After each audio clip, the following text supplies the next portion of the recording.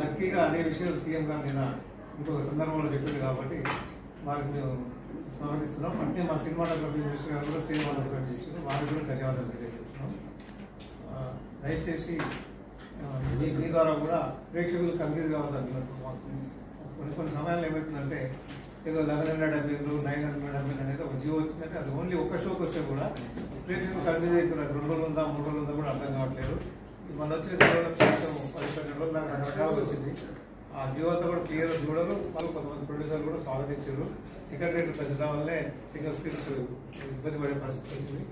ఈరోజు సీఎం రేవంత్ రెడ్డి గారు తీసుకున్న నిర్ణయం మా థియేటర్లో కొంత ఇంకొక 4-5 సంవత్సరాల్లో ప్రాణం పోసినట్టుగా ఉంది.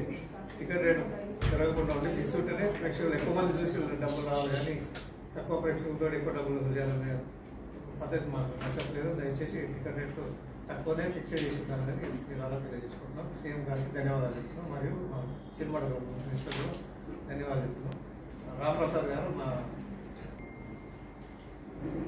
మీడియా వారికి, పత్రికల వారికి, జర్నలిస్టులు అందరికీ నా ధన్యవాదాలు.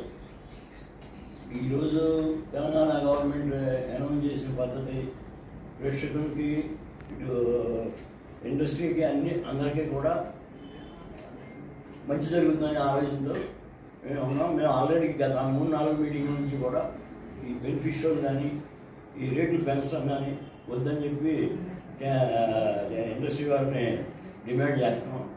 అయినప్పటికీ కొన్ని సినిమాలు కొందరు నిర్మాతలు ఎక్కువ ఖర్చు పెట్టామని చెప్పేసి రేట్లు పెంచడం జరుగుతుంది. అది ప్రేక్షకులకి, ఇటు థియేటర్లకి జనం వచ్చేవాళ్ళు కూడా తగ్గుతున్నారు, ఆక్యుపేషన్ తగ్గుతున్నాయి. దాని మీద ఈరోజున ఛాంబర్లో ఎగ్జిక్యూటివ్ కమిటీలో చెప్పాము.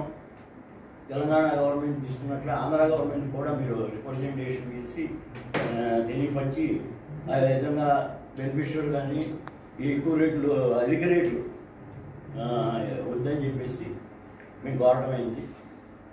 మేము కూడా ఆంధ్రప్రదేశ్ తెలంగాణ గవర్నమెంట్లో ఎట్లా వాళ్ళే నిర్ణయం తీసుకున్నారు, అట్లాగే మేము ఈ విషయం ఆంధ్రప్రదేశ్ ప్రభుత్వం దృష్టికి కూడా తీసుకెళ్ళి అక్కడ వాళ్ళు ట్రై జరిగేటట్టు చేద్దాం అనేది మా ఉద్దేశం.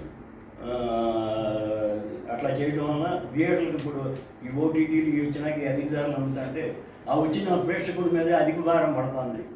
అది కూడా జరగకూడదనే మా ఉద్దేశంతో ఇండస్ట్రీకి మిగతా సినిమాలు ఎక్కువ పర్సెంటేజ్ సినిమాలు 80% సినిమాలు ఒక